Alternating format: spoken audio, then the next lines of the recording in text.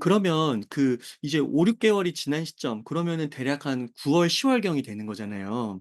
그러면 그때는 혹시 어떤 이슈 때문에 가격이 점점 더 이 지금 수준보다 올라갈 수 있을 것이다라고 판단을 할 수 있을까요? 일단은 거시경제적으로 봤을 때 기준금리 인하 기대감인 것 같아요. 아. 이 그 기준금리 인하 9월 FOMC에서 한 차례 내릴 거라는 기대감이 비트코인 가격을 상당히 많이 끌어올렸죠. 거의 55,000 불까지 갔다가 54,000 불까지도 갔었죠. 근데 이제 다시 66,000 불까지 끌어올린 재료는 그거 하나예요.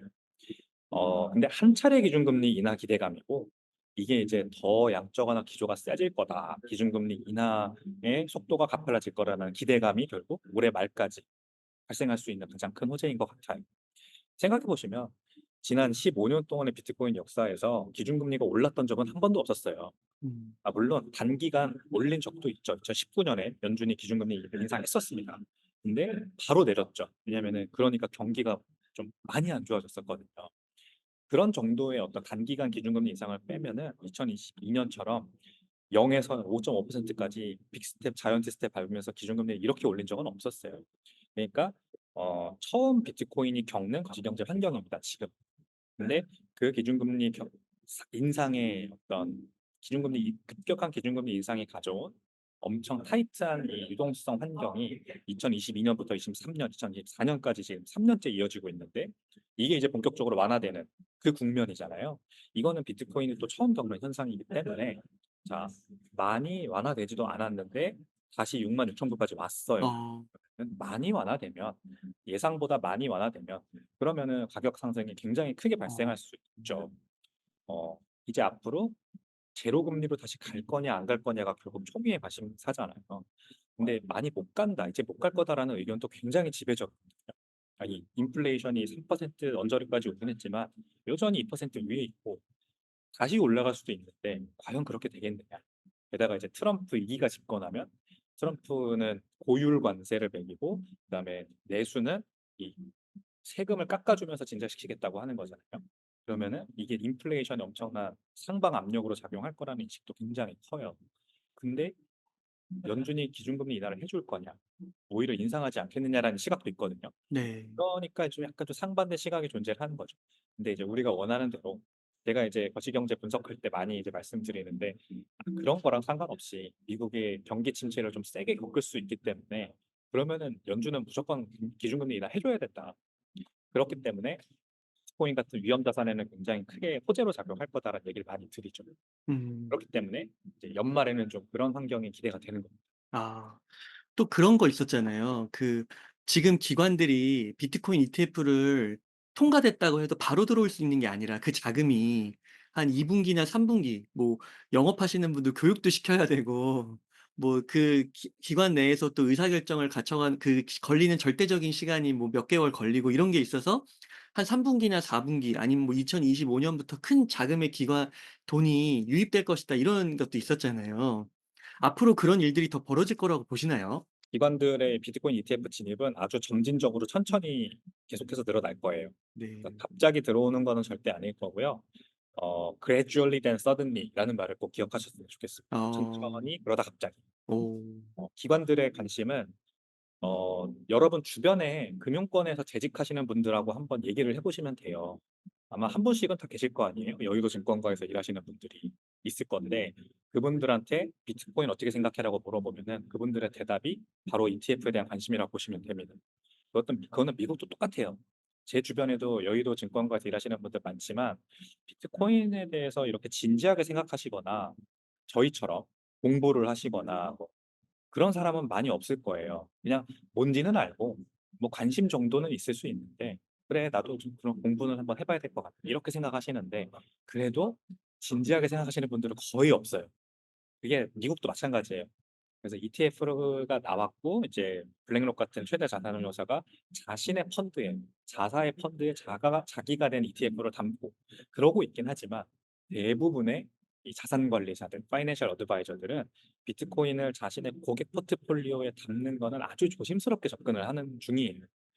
0.1% 정도 담아 아. 보자 정도 생각 가지고 있거나 아니면 내가 먼저 투자를 해 보고 그 투자한 결과를 가지고 나서 이제 고객한테도 추천을 하겠다. 이 정도 지금 스탠스란 말이죠. 그렇기 때문에 고객 포트폴리오 결국 이제 미국 전체 미국인들의 부를 어 운용을 하고 있는 자산 관리사들이 가지고 있는 운용하는 금액 전체 한 100조 달러 정도로 추산을 되거든요.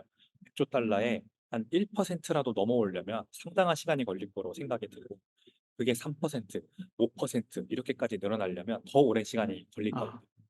그래서 올해, 내년 이렇게까지 보기는 좀 힘들고요.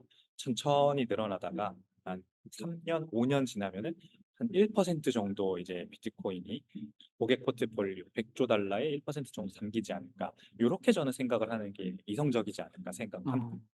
그 오늘 뉴스가 하나 나왔는데 그 미국 정부가 그 전략적 준비 자산으로 비트코인을 가질 수 있다. 그렇게 되면은 이제 비트코인 한 개의 가격이 한 40억 까지 오르고 2050년경에 이런 모습들이 나타날 수 있다라고 바네크가 얘기를 했더라고요. 네.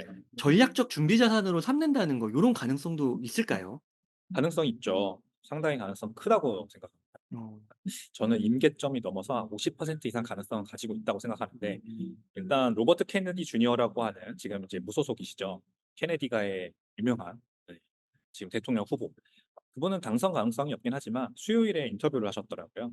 근데 그 인터뷰에서 자기가 당선되면 미국이 금을 가지고 있는 만큼 비트코인을 전략적 자산으로 어. 매수하겠다고 공약을 했어요. 대략 한 6천억 달러 정도 됩니다. 미국이 가지고 있는 금 부존량 6천억 달러 정도 되는 금액을 비트코인 똑같이 매수하겠다. 그러면은 한 몇 개인지 제가 정확히 기억이 안 납니다. 근데 아무튼 비트코인을 굉장히 많이 매수하겠다는 얘기고. 근데 그게 이제 당선 가능성 없는 사람이 얘기니까 가능성이 없지만 트럼프 현재 이제 아주 당선 가능성이 큰 트럼프 공화당 후보가 본격적으로 그거를 받아서 자기도 공약으로 내세운다. 그러면은 또 엄청 가능성이 커지는 거죠. 근데 지금 신티아 러미스 상원 의원이라고 비트코인 쪽에서 굉장히 유명하신 상원 의원이 있습니다. 이분이 트럼프 대통령이 만약에 당선이 되면 자신이 직접 트럼프 대통령과 그것을 논의하겠다라고 얘기를 하고 있어요. 아 진짜요?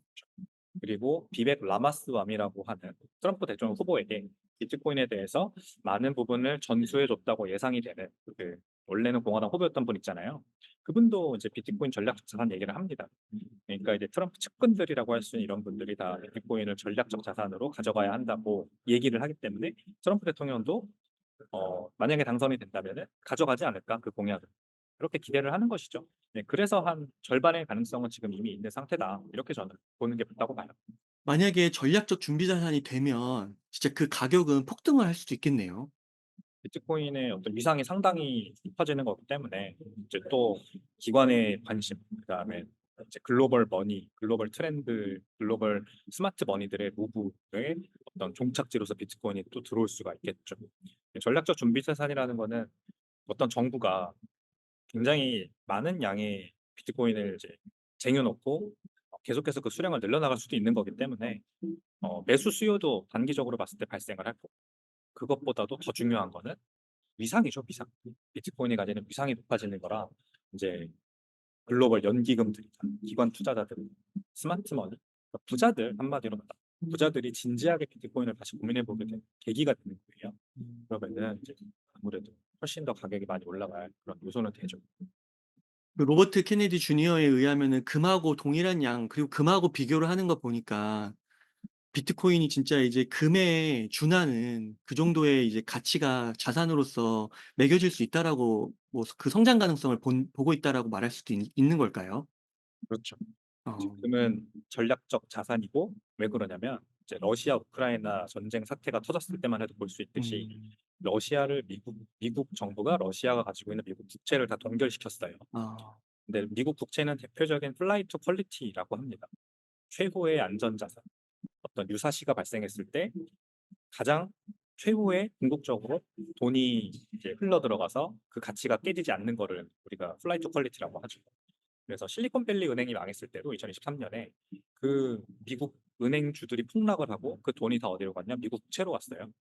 은행이 망할 수 있다. 은행 시스템이 붕괴할 수 있다는 그 엄청 심각한 상황에 결국 돈이 가는 곳이 이제 플라이트 퀄리티인데 미국 국채가 그랬죠. 그런 역할을 하고 있죠. 지금 전 세계 경제에서. 근데 러시아 우크라이나 전쟁이 터졌을 때 러시아의 자산이 동결됐다. 미국 국채가 동결됐다라는 게 이 러시아 정부 입장에서는 미국 국채는 더 이상 이제 플라이트 퀄리티가 아닌 아. 거죠. 그거를 옆에서 지켜본 중국 정부도 마찬가지로 미국 국채를 더 이상 플라이트 퀄리티로 받아들이지 않게 된 거예요. 그래서 대표적으로 러시아, 중국 같은 이제 8달러화를 하려고 하는 국가들이 이제 미국 국채를 더 이상 더 사지 않죠. 오히려 롤오버를 해서 만기가 다가오면 롤오버를 하지 않고 그냥 시장에 던지고 있는 중입니다. 그러니까 이제 미국 국채가 가지고 있는 플라이트 퀄리티의 역할이 어느 정도 금에 뺏기게 된 계기예요. 그러니까 중국 정부가 분기별로 금 보유량을 엄청나게 늘려왔고 그것 때문에 그건 러시아도 마찬가지고 이제 반미 국가들이 금을 그동안 매수를 많이 하고 미국 국채는 좀 덜어낸 그 움직임의 어떤 원인이 러시아 우크라이나 전쟁이라고 보시면 돼요. 그러니까 탈세계화 지금은 이제 세계화라기보다는 자립주의 고립주의로 지금 완전 트렌드가 변화하고 있는 중에 지정학적인 어떤 트렌드 그 와중에 금의 중요성이 점점 더 중요해지고 있는 중이죠. 그거를 디지털 세계에서 금의 역할을 차지하고 있는 비트코인도 굉장히 금과 유사하게 전략적 준비 자산으로 매력적이라고 로버트 캐니어 주니어 같은 사람들은 이미 간파를 한 겁니다. 사실 금보다 더 좋죠.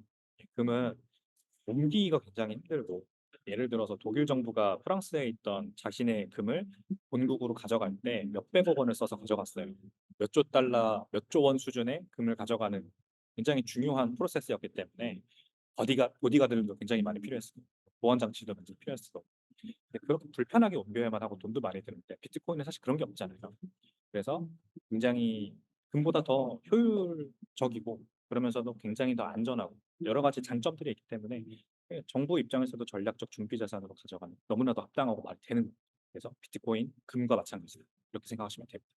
전략적 준비 자산이라는 용어의 뭐 정의 중에 하나로 그러니까 최후의 안전 자산 뭐 이렇게 생각하면 되는 걸까요? 그렇죠. 플라이트 아. 퀄리티. 라이트 퀄리티. 정부 입장에서 국채가 더 이상 국채가 신용을 많이 잃고 그 가치를 많이 잃었을 때 그러면은 어디에다가 돈을 파킹해야 되느냐 이거를 생각하는 거죠. 이건 개인들도 마찬가지잖아요. 우리가 은행에 다 예금을 해 놓는 이유는 결국 은행은 예금자 보호도 되고 내가 잘못해서 뭐 집에 불이 나서 모든 재산이 다 타버려도 은행에 있는 돈은 안전하니까 그거를 플라이트 퀄리티라고 생각을 하는 건데 정부 입장에서는 자기 금고에 가지고 있는 금 이게 가장 안전하죠 사실. 그렇기 때문에 플라이트 퀄리티 지금같이 이제 탈세계화 때문에 자기가 스스로 어떻게든 그 국가의 부를 지켜내야 되는 상황이 됐다면 어떤 전략적 준비 자산을 늘려가는 게 좋냐 이 관점에서 비트코인이 엄청 좋은 자산이다 이렇게 생각하시면 될 것 같습니다. 말씀이 너무 흥미로워 가지고요. 빨려 들었는데요. 그 이사님 최근에 비트코인 사용 설명서라는 책이 또 출간이 되었잖아요. 이 책 우선 한번 소개하고 또 질문 좀 드리겠습니다. 이 책 한번 소개해 주시죠. 네, 비트코인 사용 설명서라는 신간이 24일에 출간이 됐습니다. 그래서 이제 서점에서 만나보실 수 있고 온라인 서점에서 주문도 하실 수 있는데 제가 2022년에 출간했던 웹 3.0 사용 설명서의 개정 증보판이에요. 어. 그래서 사실상 완전한 신간은 아니지만요. 그래도 기존 내용들을 다 최근 시점에 맞춰서 업데이트를 한 번 더 했고요. 그다음에 새로운 인사이트를 담은 챕터들도 추가를 많이 했어요. 제가 그동안 이제 기고했던 여러 신문사에 기고했던 글들도 있고 이런 것들을 발췌해서 새로운 내용도 많이 담았는데 가장 중요한 건 제목이 웹 3.0 사용 설명서에서 비트코인 사용 설명서로 바뀌었다는 가장 책의 아이덴티티를 잘 드러낼 수 있는 제목으로 바뀌어서 나 너무 기분이 제가 개인적으로 좋고 원래 내용도 비트코인에 대한 내용이었는데 이제 웹 3.0이라는 얘기를 넣은 이유는 네트워크로서 비트코인의 가능성을 강조하기 위해서였거든요. 지금 현재 시중에 있는 비트코인 관련된 또는 코인 투자 관련된 여러 책들과 가장 다른 책일 거라고 제가 자부를 합니다. 어. 전략적 자산, 지금 이제 한참 우리가 얘기 나눈 전략적 자산으로서의 비트코인은 결국 자산으로서의 비트코인을 얘기하는 거잖아요. 이 자산으로서 비트코인의 가치는 어디서 오느냐, 그래서 얼마가 갈 수가 있느냐, 뭐 누가 사고 있느냐 이런 것들이 결국 많은 이제 비트코인 관련된 서적들이 다루는 내용들인데요.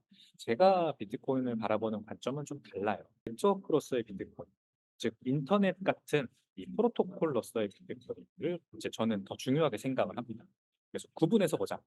저 자산으로서의 비트코인 가격이 매겨지고 사람들이 많이 사고 팔고는 하지만 그게 중요한 게 아니라 네트워크 가치가 어떻게 상승을 하고 있느냐, 그리고 그 네트워크 가치가 어떻게 매겨지느냐, 그리고 뭐와 비교해 볼 수 있느냐. 예를 들면 구글 같은 아마존, 구글, 메타 이런 이제 아. 플랫폼 기업들의 가치가 매겨지는 것과 비트코인이 가치가 올라가는 방법이나 어떤 추세 트렌드가 굉장히 비슷하다. 이런 것들을 제가 이제 책에 많이 내용을 담았어요. 제가 아무래도 인터넷 기반 서비스를 만들고 운영을 하는 스타트업 대표다 보니까 이제 이런 것들이 저는 더 직관적으로 와닿는 거죠. 그래서 아마 재밌게 읽으실 수 있는 책이다. 감히 이렇게 자신을 합니다.